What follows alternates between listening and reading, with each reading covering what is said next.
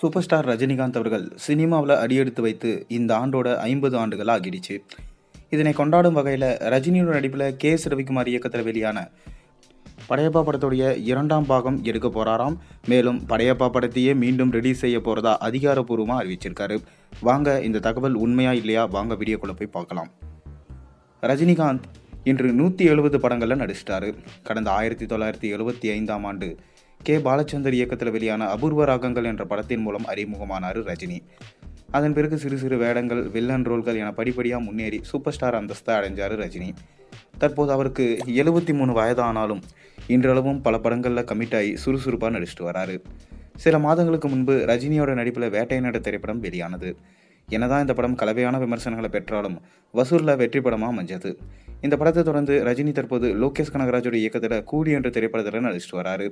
இந்த படத்தோட படப்பிடிப்பு தற்போது விறுவிறுப்பாக நடைபெற்று வருது. அநேகமாக ஆகஸ்ட் மாதம் கூலி திரைப்படம் திரையில் வெளியாகும் என எதிர்பார்க்கப்படுது.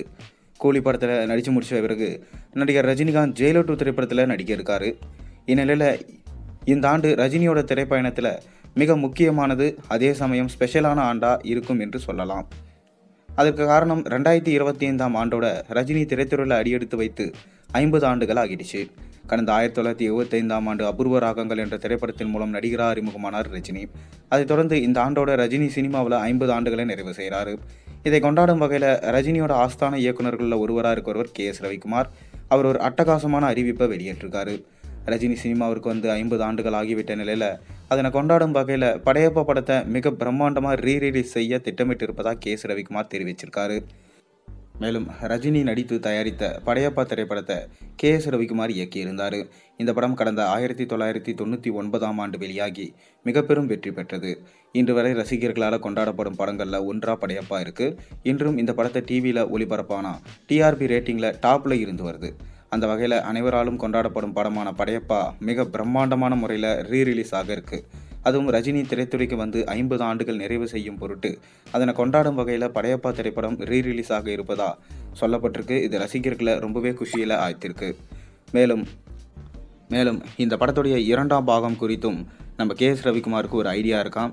அதை ரஜினியிடமும் சொல்லியிருக்காராம். ஆனால் 2ஆம் பாகம் என்றாலே ரஜினி வேண்டாம் என்று சொல்லிடுறாராம். அதனால தான் இப்போ வரைக்கும் இந்த படத்தை எடுக்காமல் இருக்கலாங்களாம். மேலும் ஆனால் இப்போ அதற்கான வாய்ப்பு கிடைச்சிருக்கிறதா கே.எஸ். ரவிக்குமார் சொல்லியிருக்காரு.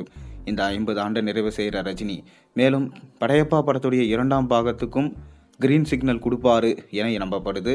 பொறுத்திருந்து பார்ப்போம். கே.எஸ். ரவிக்குமார் படையப்பா படத்துடைய 2ஆம் பாகம் எடுத்தால் நல்லா இருக்குமா, நல்லா இருக்காதா? உங்களை கருத்துக்களை மறக்காம கீழே கமெண்ட்டில் சொல்லுங்கள். மேலும் சேனலை சப்ஸ்கிரைப் பண்ண, லைக் பண்ணுங்கள், பெல் ஐக்கனை ப்ரெஸ் பண்ணுங்கள்.